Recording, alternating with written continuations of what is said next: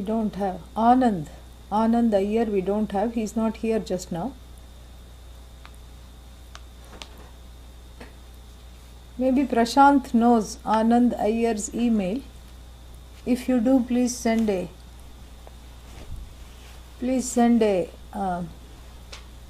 email to Arsha if you know that email address.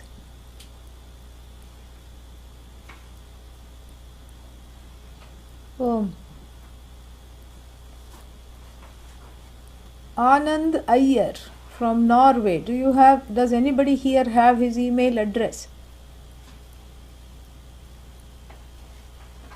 Yeah, so can you please send me his email address via to me? Can you please send it to me? Thank you.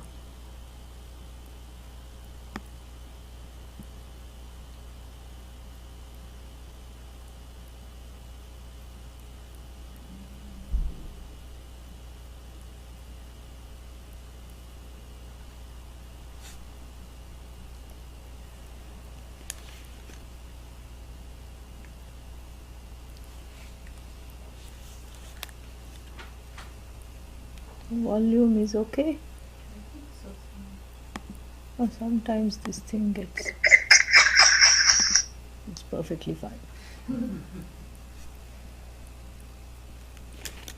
Om Bhadram Karnebhih Shriniyaam Devaah Bhadram Pashyemakshabhiryajtraah Sthirairangai Stuštuvagam Sastanubhih व्यशेमद्देवहितं यदायुः स्वस्ति न इन्द्रो वृद्धश्रवाः स्वस्ति नः पूषा विश्ववेदाः स्वस्ति नस्तार्क्ष्यो अरिष्टनेमिः स्वस्ति no बृहस्पतिर्दधातु ॐ शान्तिः शान्तिः शान्तिः ॐ सहना भवतु सहनौ भुनक्तु सह वीर्यङ्करवावहै तेजस्विनावधीतमस्तु मा विद्विषावहै ॐ शान्तिः शान्तिः शान्तिः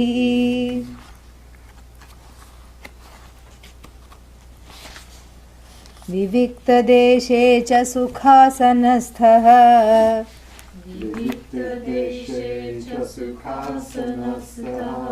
शुचिः समग्रीवशिरः शरीरः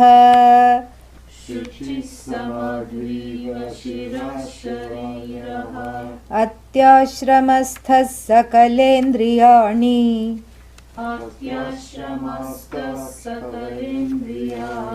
निरुध्य भक्त्या स्वगुरुं प्रणम्य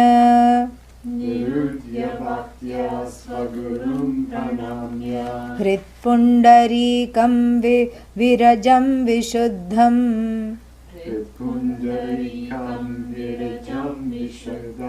विचिन्त्य मध्ये विशदं विशोकम्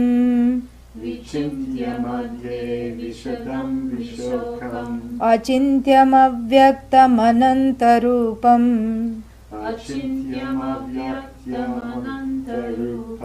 शिवं प्रशान्तममृतं ब्रह्मयोनिम्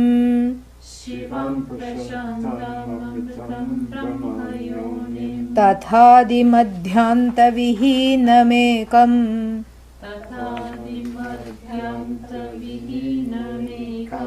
विभुं चिदानन्दमरूपमद्भुतम्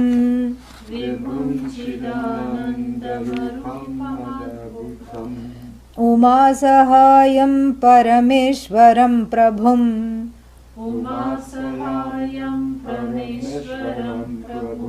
त्रिलोचनं नीलकण्ठं प्रशान्तम्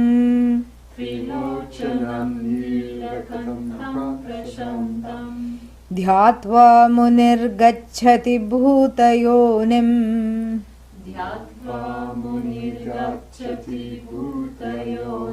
समस्तसाक्षिं तमसः परस्तात्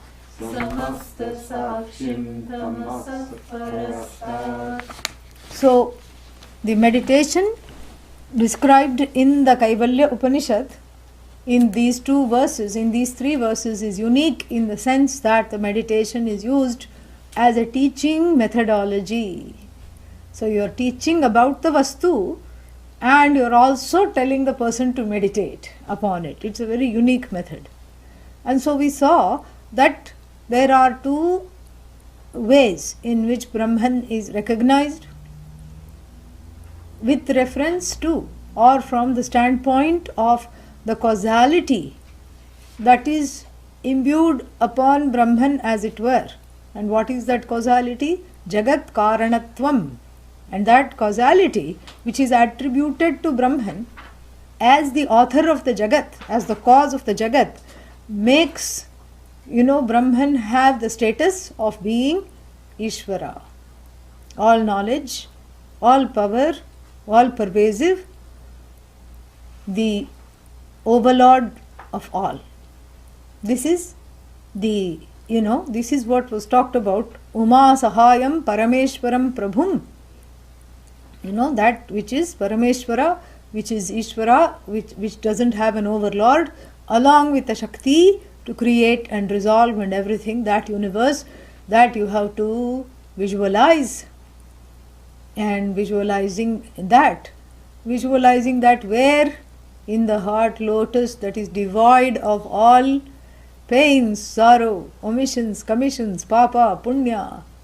And you see already the location which is the lotus of the heart, which we saw yesterday, why lotus, etc. And the location itself becomes a reflection of the essential nature of Brahman as free of doing, free of papa, free of punya. So you see, it is the one's own location, one's own heart is revealed as that which is the object of contemplation as well as the subject of contemplation. And so these two methods are very important in every cognition and in everybody's understanding, because this is how we have to understand. There is no other way really, and this Upanishad is going to tell that very shortly. And from the standpoint of the body-mind sense complex, who is the person who says this is my body, this is my mind? The Jiva. From the standpoint of the body-mind sense complex, the Jiva who identifies with it has to relate to something. That is the cause. Because the Jiva doesn't think of itself as the cause. It thinks of itself as because. Because of this I am there. Because of my parents I am there. I am son or daughter. Because of certain circumstances I find myself here. So this Jiva is always one who says because. And so the Jiva is encouraged to relate to the cause. And when the because and the cause, the status of being because and the status of being cause are removed, then what is left is the essential nature, which is the same for both Jiva and Ishvara, which is the same for the cause, the so-called cause, which is the same for the so-called effect. And therefore the essential nature also has to be understood. It's not enough to understand Ishvara, that Ishvara is all pervasive. What do you get out of that? Yeah, you feel even smaller. Okay. I'm an idiot and Ishvara is all pervasive. The Jiva already has so many problems, And so therefore, both these aspects of the nature, that which is the nature coming out of an causality that is attributed to Brahman, and also the essential nature of Brahman have to be contemplated upon as the truth of oneself. And that's why this teaching is very unique, because if we just put it in terms of our something that is easy to understand, we can say there is a wave, right? Who is this wave? The one who has a horoscope. Yeah. What is a horoscope?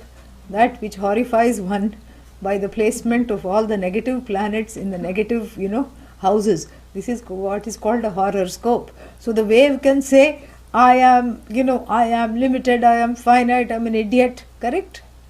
The wave can also say, look at my horoscope. when this, Guru Dasha was running. Guru Dasha means, the Guru period was running. And if the Guru happens to be well aspected in the horoscope, if the Guru period is running, and then what happens? I am okay. Correct? And if the Guru period is not running, I am not okay. And so the wave said, look at this. Last 10 years, 12 years, whatever, however long, I had a very good life because I was running very good period. And that time I, became a breaker. Then I became a surf. Then I became a riptide. Then an undercurrent. Then you know what?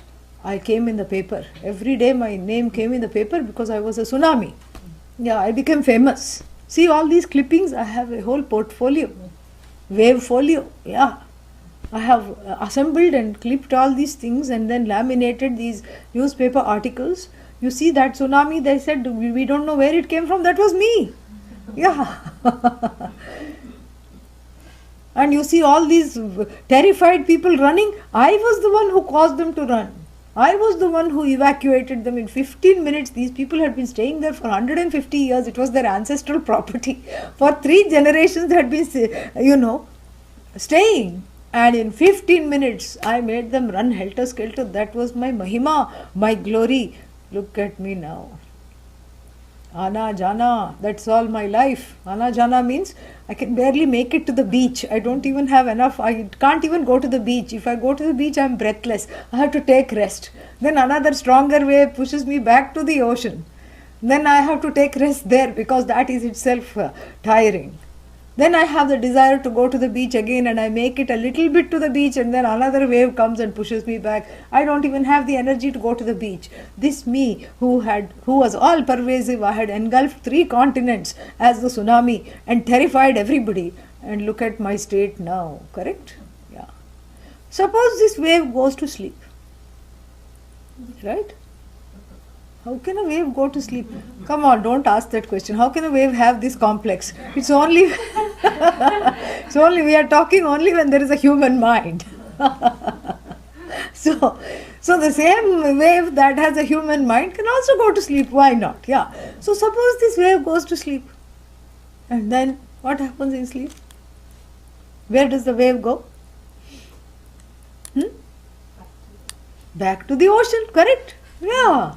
Because it is not separate from the ocean, it is part of the ocean. It's being lulled to sleep by the ocean, and then it is just inside the arms of the ocean, and then it creates no problems whatsoever for itself and for the other waves, because it just keeps harping over the past so much that the other waves are fed up with it. Yeah. They have waves of nausea listening to this wave. Because they are sick of this, this old wave always focusing on its past glory. Who wants to hear all that? And so the other waves are also happy, because this wave is fast asleep. They say, they all look at each other, and why are they making this? Because they are waves. They are making this kind of a wavy motion. And so they look at each other and say, shh, chup, don't disturb the sleeping old wave. Otherwise again we'll be subject to its these Puranas, the wave Purana. And Purana means a life story, full of all kinds of horrors. So we don't want another wave Purana. Let it go to sleep. Don't wake it up. And meanwhile, this wave which is asleep, what happened to all its problems? Not there. Correct? What happened to its fears? Not there. What happens to its fears of mortality? Not there. Because in sleep, it is very clear that the wave is non-separate from the ocean.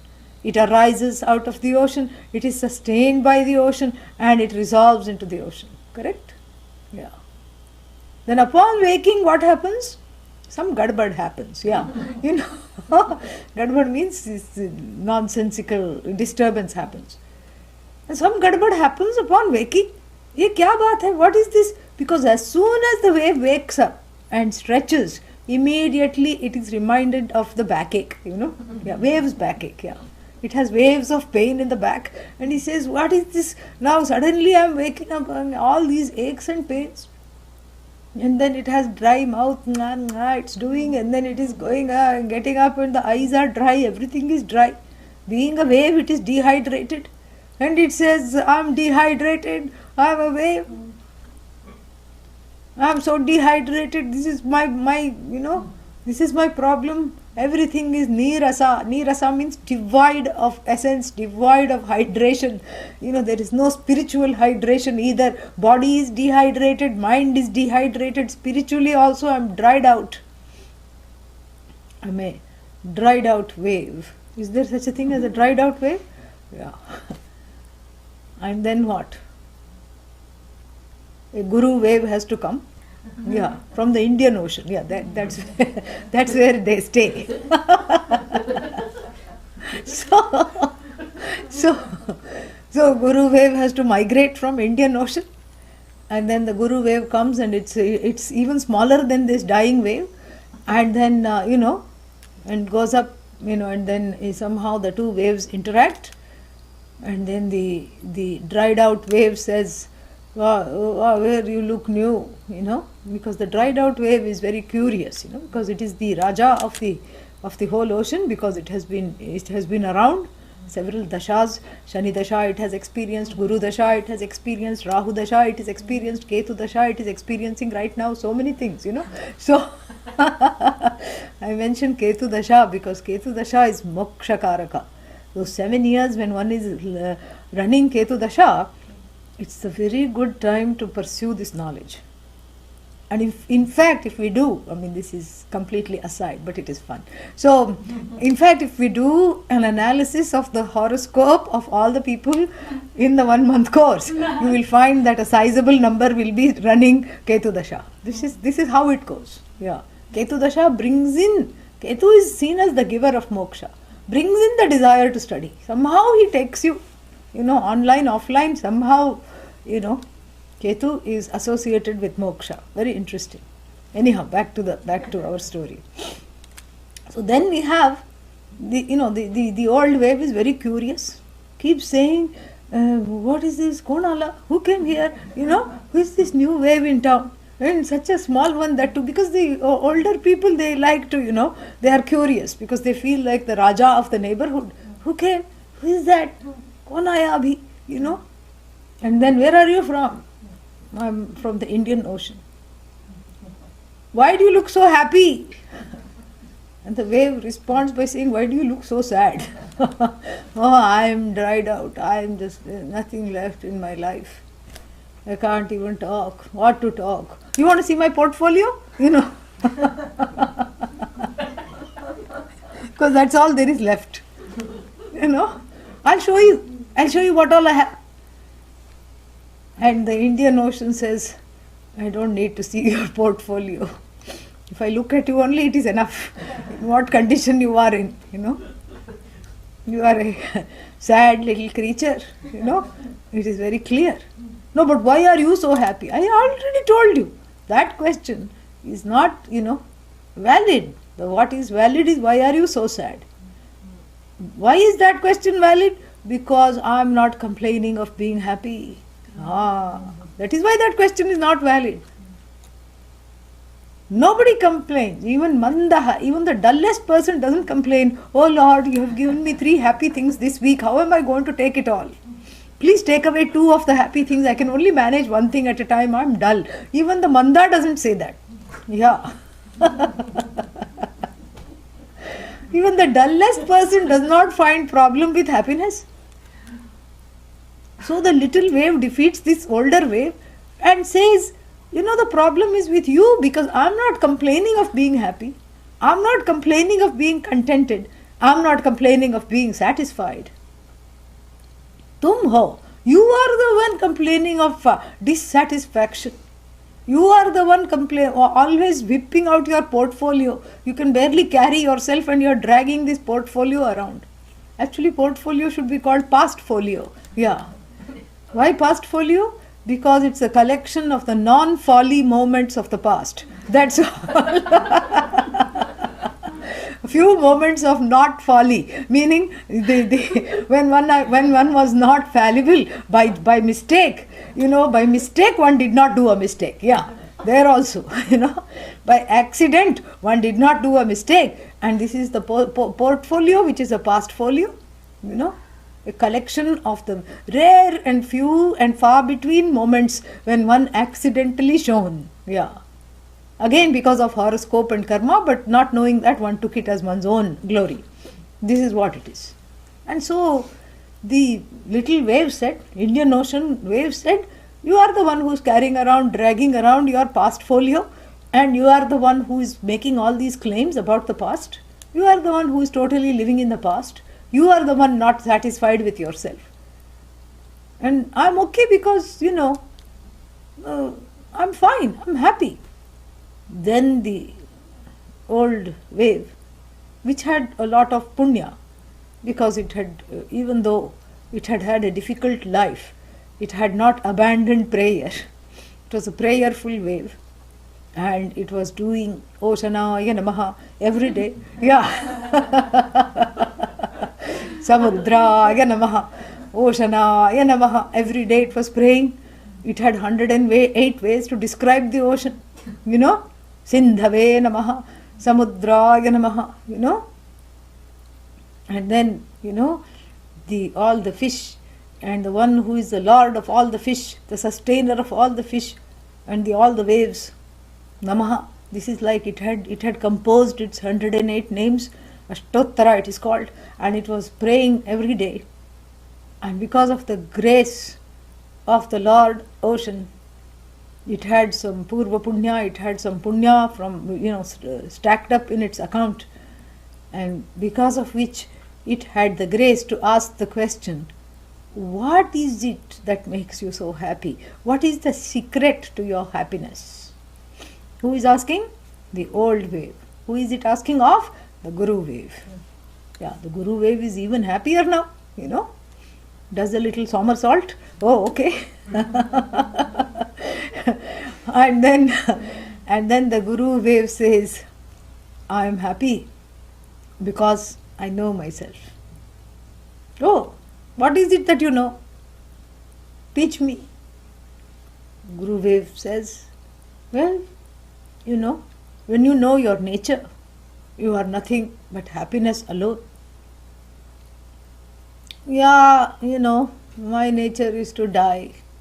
My nature is to be born. And the other wave is going again on the wave of no return. It's going on a different frequency. And here the Guru wave quickly interrupts it and says, what is it that you know about your nature? I'm sad. No, not like that. What are you made up of? Water. What is this water? The water that is all sustaining, everywhere, ever present. That is what they say. I'm made up of water. But then doesn't that make you happy? No, it doesn't make me happy. Because I'm far away. Even though I have been so prayerful, the ocean is so far away from me. I keep praying to the ocean. My last wish, if I cannot become a tsunami again, my last wish is to have darshan of ocean. Ocean darshan. This is what I want. I'll die off very happily with one final darshan of ocean. Final darshan means what? Did it have the first darshan? No. Finally darshan is equal to final darshan. Finally I want the darshan of the ocean. That's all that is left, because nothing works and I'm just feeling dried out. And I'm far away. I'm disconnected. Like the flotsam and jetsam that I carry, I have become one with the flotsam and the jetsam that I'm carrying across, all over the place. Then the sad wave undergoes a 1 month course. Yeah. Yeah. So what is the medium for this 1 month course? Right there, right there in the sea. The wave is made to see that it is nothing but water. The top of it is water, and the middle of it is water, the bottom of it is water. And in fact, the wave is just a namarupa, the name and form superimposed upon water. A finite name and form superimposed upon that very water is called wave. And now the old wave, sat up in the seat, forgot the backache, forgot the tummy ache, forgot everything. Oh, tell me more, tell me more, tell me more. But then how do I reach the ocean? Mudha, says the Indian Ocean wave. You are the ocean. What is the ocean made up of? Water. No, how can I be the ocean? Ocean is God. I am odd. Ocean is all. I am small. Ocean is cause. I am because. And then again the little wave asks the question, what are you made up of? Well, I am made up of water. What is the ocean made up of? Water. And so if somebody had to touch the ocean, is it enough if they touch you? Yeah. If they touch me, they can say, I have touched the ocean. Why is that? If you are not the ocean, then what are you? And then the old wave sits and meditates. Hrit pundarikam, vishadam vishokam, vichintya madhye, niruddhya atyashramastha, niruddhya bhaktya, swagurum pranamya. The wave sits and meditates upon its own nature. And what is its nature? A twofold nature. One is the nature of water, which is all pervasive, which is free of name and form, which is ever present, which doesn't have a beginning, which doesn't have an end. And then it meditates upon the oceanic nature of the water. And that ocean is a superimposition of a name and form upon that water. An upadhi that is endless. Upadhi means a name and form, a container.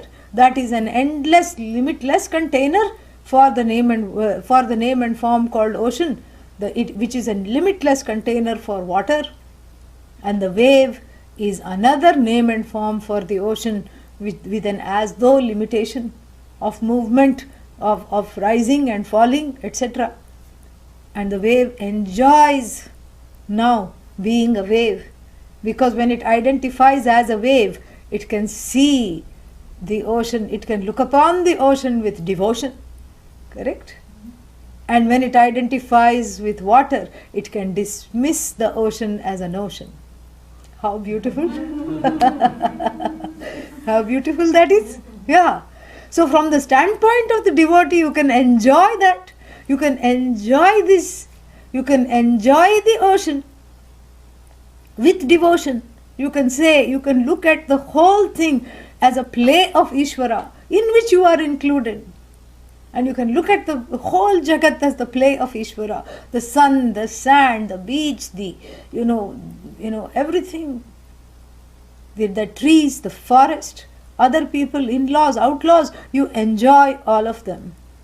That is why the Sri Rudram is such a holy chant, because in that we pray.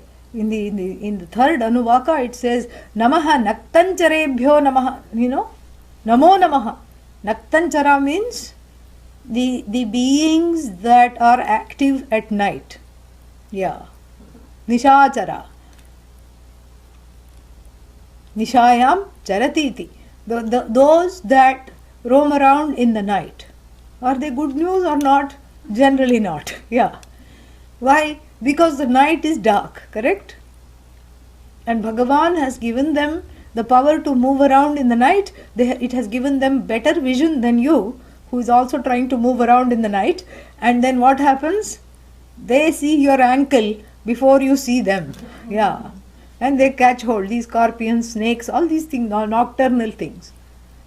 So these nocturnal things are nothing but Bhagavan. And then in these nocturnal things, you can also include people. What kind of people? Teenagers who go to discos? Perhaps. But but here it's the people who don't like to do their daily job in the day. Yeah. Who are those people? Who don't want to be seen. Who do their job in the quiet dead of the night.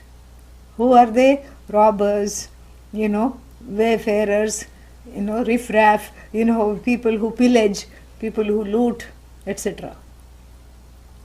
And all these people, we say Namo Namaha, because even though those people might be abusing their free will to go against dharma, they are but in the rubric of Bhagavan, who is accommodating this disorder. This disorder is part of the larger order.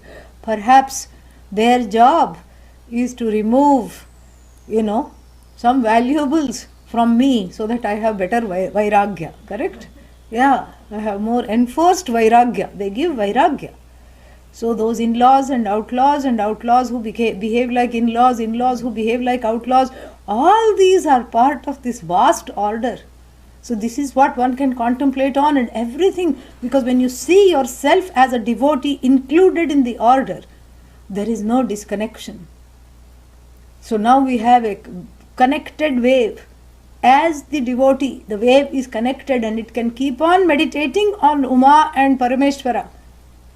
Uma Sahayam Parameshwaram Prabhum Vichintya Hrit Pundarikam Madhye Vichintya. Keep on meditating as long as it's required. One can dwell on that, and dwelling on this vast order which is infallible and which comes in my life in various ways.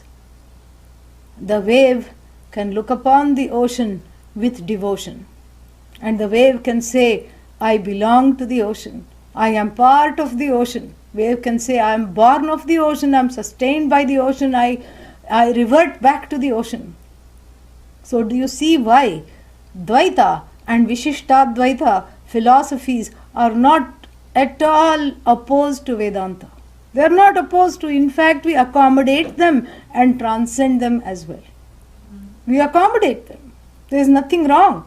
But we also say that there is something more than just this. This is a stage. A stage, devotion upon the infinite. From the standpoint of one who considers oneself finite is an important stage of spiritual growth. We say this. It's an important stage of spiritual growth. It is accepted. We don't accept that as the ultimate, that's all.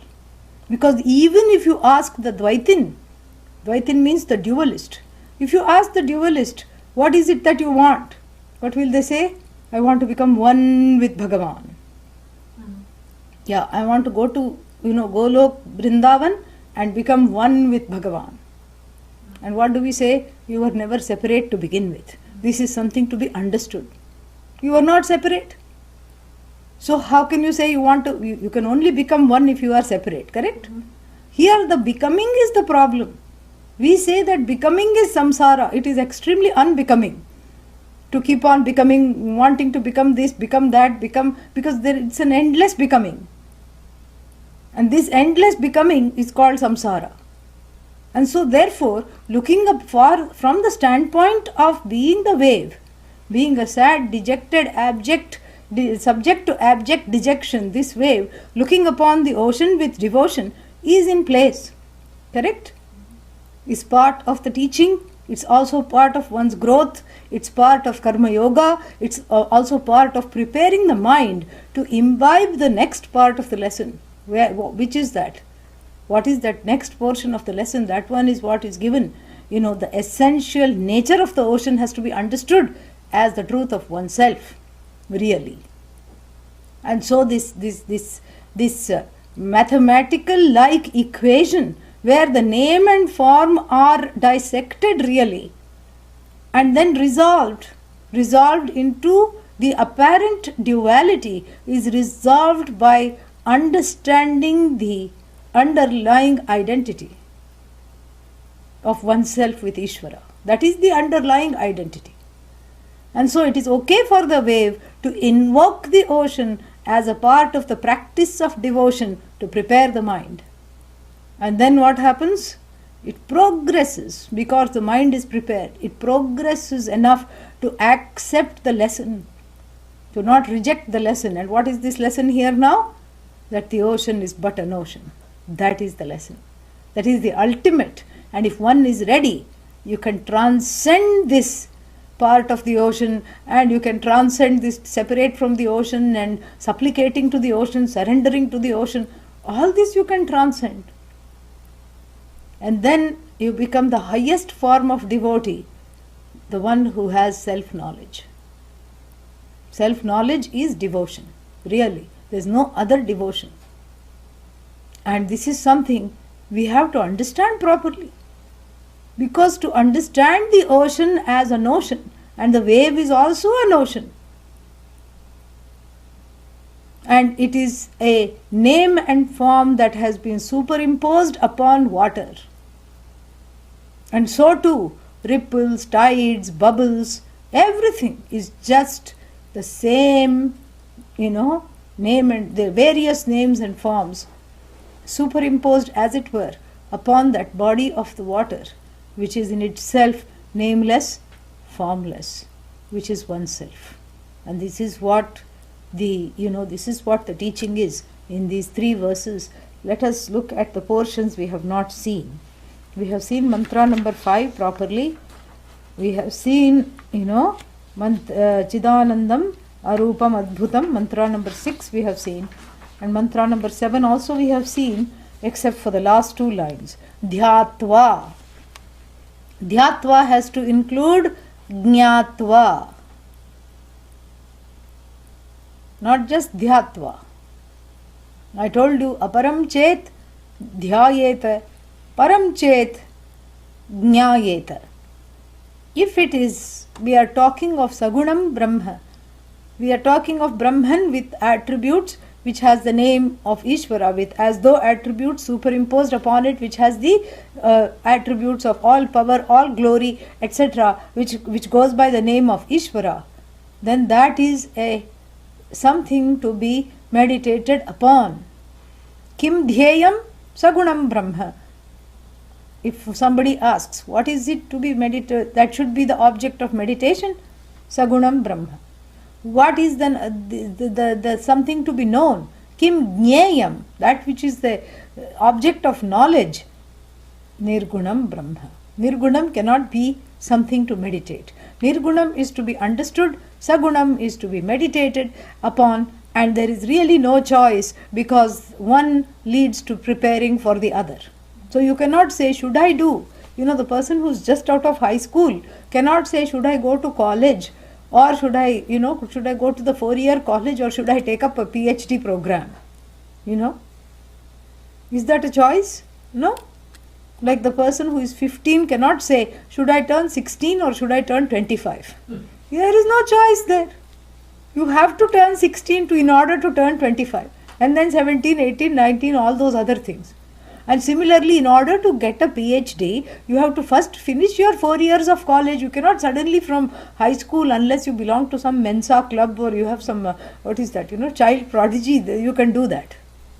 Occasionally you will go to Harvard and then you will find a, thumb-sucking child, 4 years old. He has some crazy IQ and understands everything, but still the body and the chittam, the emotions are 4 years old. He is crying for balloon in between 2 classes. in between 2 graduate classes, crying for candy and balloon. Interesting karma. Anyway, so you can't really do that. After 15, you have to turn 16. And so here, you cannot say, let me see, this is not like a Brahman buffet. This side all Sagunam, this side Nirgunam. You please, sometimes when you go, this is what happens, They say that this is now, unfortunate, even though we are vegetarians, this is how people will say, even though we are vegetarians, all our friends are non-vegetarians, many of them. So, and then out of respect for the vegetarians, we have 2 buffet lines, This side, everything that walked, creeped, crawled, swum and flew in its life, And then this side, all the sthavara, means the ones that did not move. The unmoving things are on this side, meaning the vegetarian things are on this side and the non-vegetarian things are on this side. And so, if you want to vegetarian, you go on this side. If you want non-vegetarian, you go on this, you join this line. So like this, Nirgunam va, Sagunam va, this is not some kind of a buffet. This is non-vegetarian and this is vegetarian and you have a choice. No. There is no such choice at all. Why?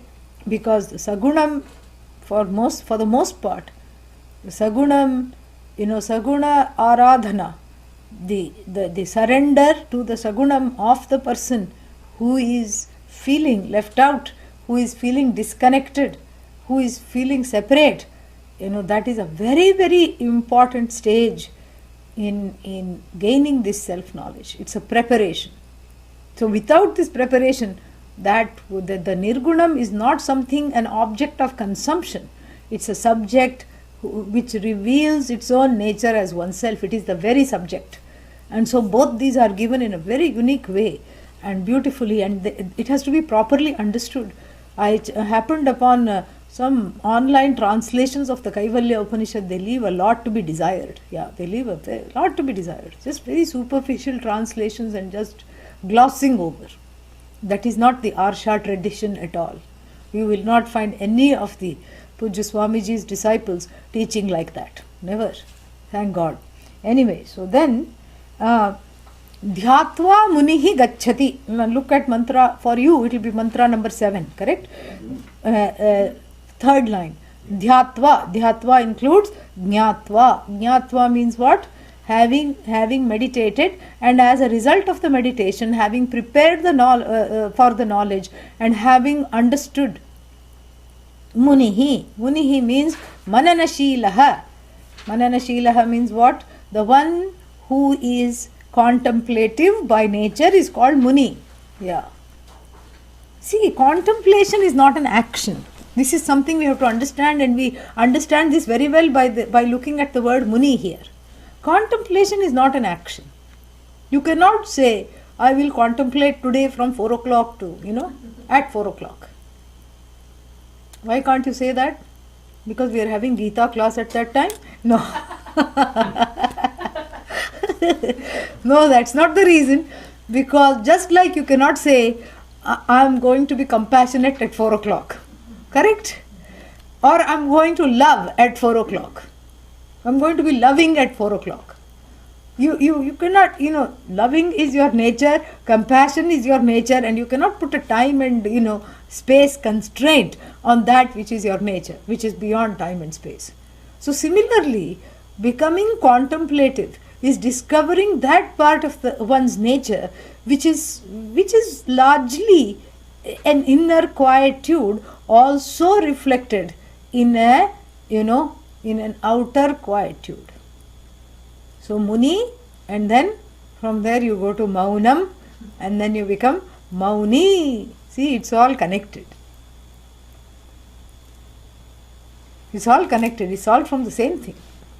So Muni means the one who is naturally contemplative, because the person has surrendered to Bhagavan, and the person has prepared the mind, and the person has approached the Guru just like Ashvalayana did at the beginning of the Kaivalya Upanishad for knowledge. And the person has also studied with the teacher. And so therefore the restlessness, the Rajas and the Tamas have settled down. The unconscious has settled down. It is no longer giving problems. And with the settling down, there is a certain quietness, the quietude, a quiescence that has emerged in the person, which is part of one's own nature really.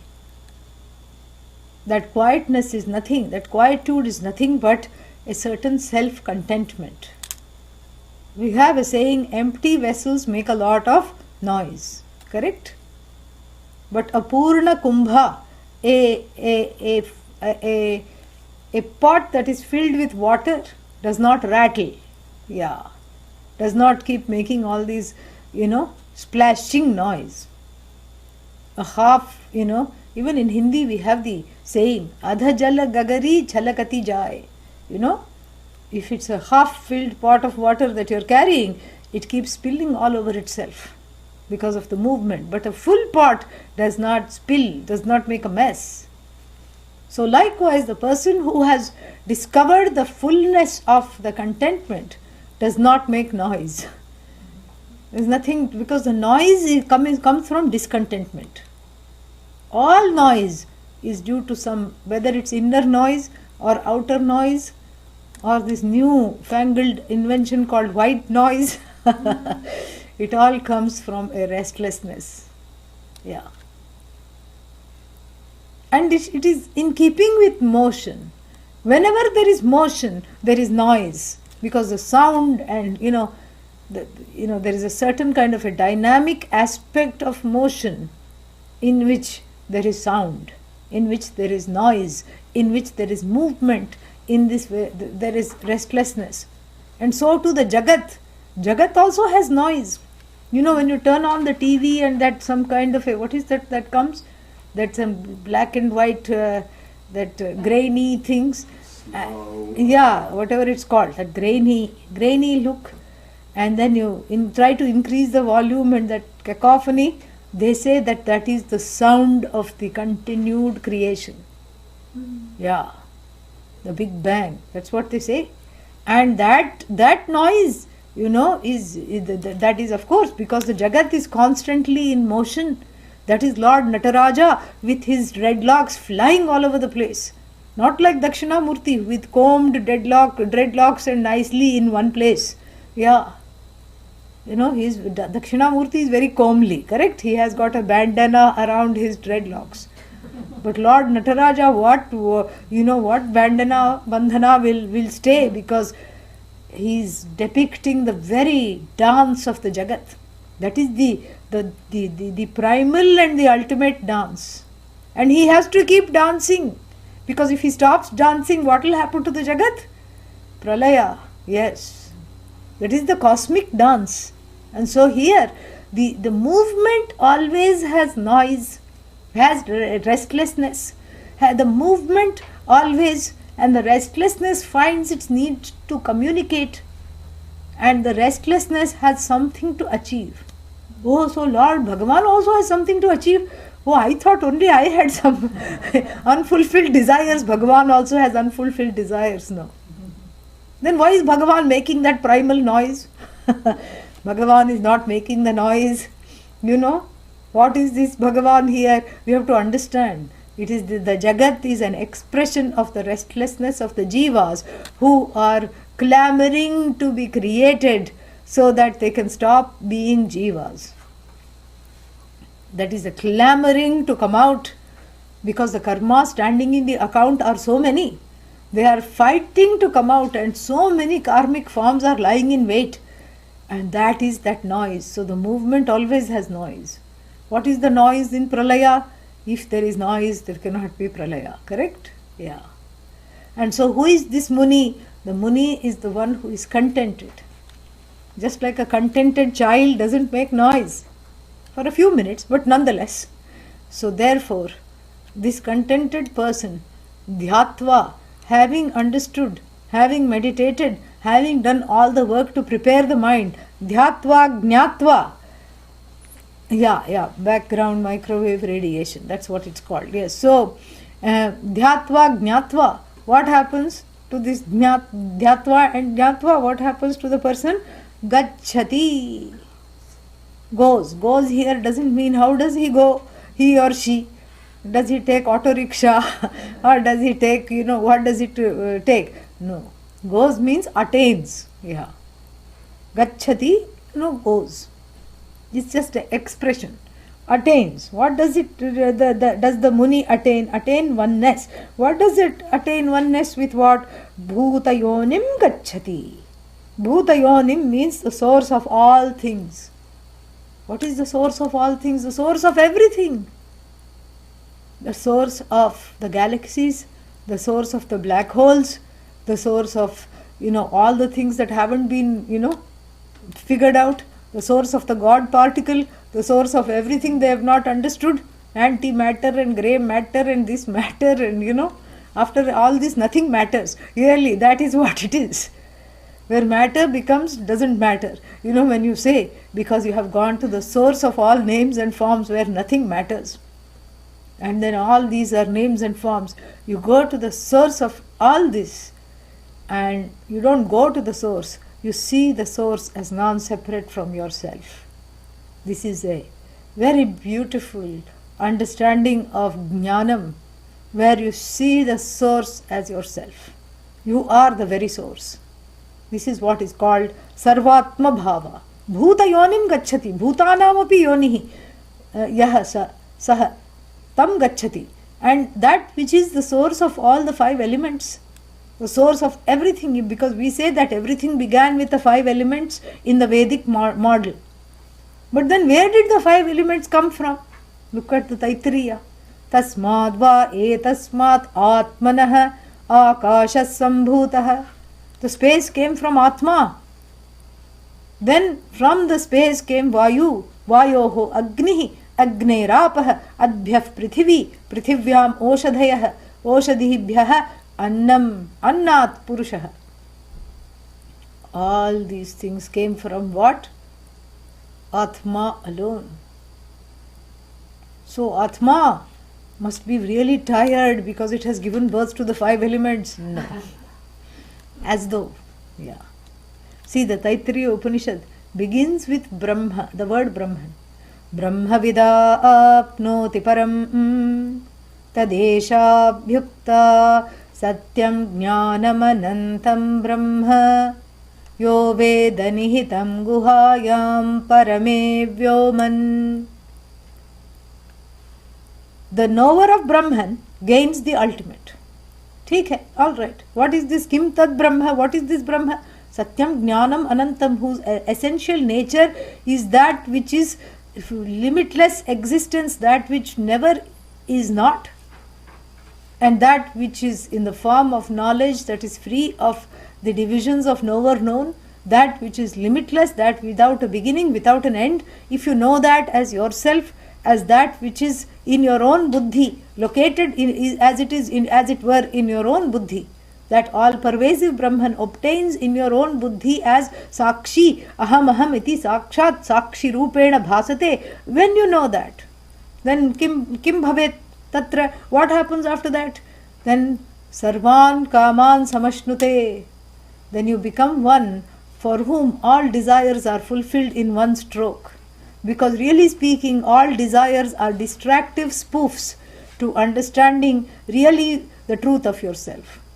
If all desires arise because they are just the spin-off of the only desire that I want to know the nature of the desirer. That is really what one wants. How do you know that? Because in everything that I desire, there is one extra adverb. I want this to be forever. Yeah. You go to Bhagavan, pray for the well-being of your family. For how long should they be well? For 5 minutes? No, forever. Yeah. You pray and say, may I always have the means, may I never depend on anybody, may I always have be blessed with the abundance and the prosperity to take care of ourselves and a few other people in addition to ourselves, Bhagavan. For how long? 1 year? 10 months? 5 months? No, forever. Correct? And the person who is at the altar, ready to commit to the 7th marriage, says, this time it is forever. Yeah. What happened to the other 6 times? Each time, did he think that each time was not forever? No. Each time he thought forever. Yeah. You see, the love for the forever is so much that we attribute it, superimpose the forever on the not forever things. And therefore, anything that you seek is Brahman alone. But you just get caught up in the web of the name and the forms. And you fall in love with the finite aspect of the infinite Brahman, as though finite part of the infinite Brahman. Not that Brahman has parts, okay, yeah. And then, therefore, you have to know this Brahman. And when you know this Brahman, yena vijnanena sarvam vijnatam eva bhavati, by which knowledge everything is as well known, everything is as well gained. You are that. Sarvan kaman brahmana saha, brahma rupena, samashnute, samyak ashnute, the one who enjoys everything without needing to want anything. This is you. And then quietly the word Brahman goes away from the vocabulary of this very Upanishad, which starts with the word Brahman. You know, Brahmana saha ashnute vipaschita ashnute. And then suddenly tasmat. Tasmat what? From that. From that what? The only word that was introduced was Brahman. From that Brahman? No. Tasmad va etasmad atmana akashas sambhutah. From this Atma, from this self, the 5 elements were born. So it is very clear that the Taittiriya Upanishad is using Brahman and Atma as synonyms, as identical. The self, there is no self other than being Brahman, and Brahman alone, is to be understood as the self, really. So there is no other self. And so the one who has understood this is the Muni, Gacchati. Gacchati means goes, attains this oneness. This is Bhuta Yonim. Understand? This is what is called Bhuta Yoni. And then, and here we should not see this as two different things. Bhuta Yoni means attains Bhagavan, Ishvara, the cause of all beings. Correct? Right? You can say that. Now, there is a problem with this. Because if the Muni attains Ishvara, then what is this attainment? Is this attainment, there are two problems with this. For the ones who understand this, there are two problems. The first problem is, if you attain Ishvara, are you sitting by his side and enjoying Ishvara? Are you, that is called Sayujyam, Sannidhyam, etc. What is this attainment? You got married to Ishvara, what? How did you attain Ishvara? That is the first problem. Then the second problem is, if you attain Ishvara, then are you away from the essential nature of Ishvara? Correct? Yeah. Are you stuck with the causality, the crown of causality sitting on your head? Are you stuck with that, and are you far away from from understanding Bhagavan, the essential nature of Bhagavan as the nature of yourself? And that is dismissed or clarified by the next word, Bhuta Yonim, which is Tathastha Lakshana for Ishvara, and then Samastha Sakshim, that which is the Sakshi, the witness of everything, the witness of the Jagat, the witness of itself, the witness of the universe, the witness, that witness which morphs into Ishvara, as it were, as though, which morphs into Jiva, as though, but itself is neither Ishvara nor Jiva, that witness of everything, that is the Swarupa Lakshana of Brahman, because both those were there. This is such a beautiful Upanishad. And Samastha Sakshim, and where is this Sakshi located? Tamasaf Parastat. Tamas here is Maya. And one makes the problem sometimes is that one stops at Maya. One stops at the worship of Maya and thinks that that is Brahman. The causation or the Shakti here.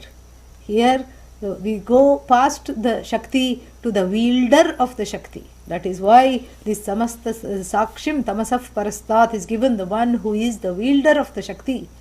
The only one who doesn't come under the spell of the Shakti to project and to cover everything. So this Jiva, this small little wave, this wave-like creature who was covered in ignorance, has attained oneness with this ocean. After looking upon it with devotion, it is able to dismiss waveness and oceanness as but notions, and understand that witness consciousness, that consciousness which lights up everything, in which the Jagat plays, in which there is Ishvara and Jiva, which sustains both Ishvara and Jiva, itself neither Ishvara nor Jiva. That consciousness alone, that oneness, this Muni has attained, which is beyond ignorance, beyond avidya, beyond Maya. Let us read the next one. So people who thought we'll never get out of these three verses must be happy. Yeah, abhi padhenge. Sab Brahma, Sashivah, Sendraha, Soksharaha, Paramaswarat, Sa eva Vishnuhu, Sapranaha, Sakalaha, Agnihi, Sachandramaha. Yeah, we will see this after we come back from a short 8-minute break. Om Purnamadav Purnamidam Purnat Purnamudachyate Purnasya Purnamadaya Purnameva Vashishyate. Om Shanti Shanti Shanti. हरिः ओम श्री गुरुभ्यो नमः हरिः ओम।